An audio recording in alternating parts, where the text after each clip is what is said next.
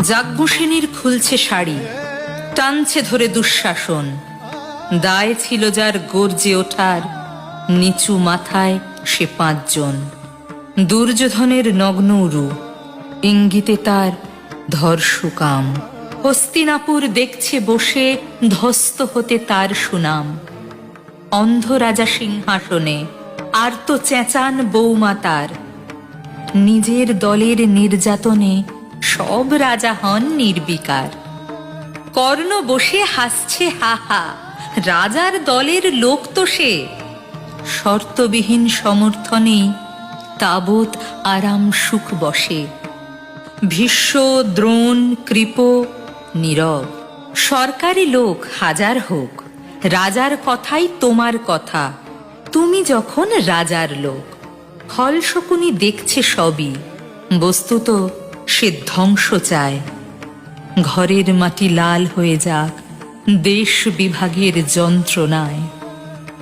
সুশীল সভায় ঘটছে যখন রাজ অপরাধ জঘন্য, তখনই তার বিরোধে চেঁচিয়ে ওঠেন বিকর্ণ। বিকর্ণ নন কেউ কেটা লোক, 100 ভাইয়ের একজনা।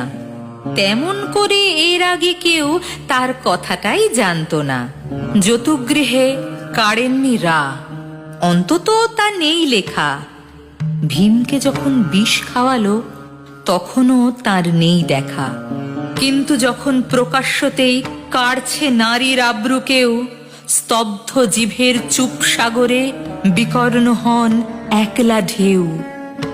চেঁচিয়ে ওঠেন রাজার কুমার যুবরাজের বিরুদ্ধেই। মহাবলী পাণ্ডবেরও তখন গলায় সে সুর নেই।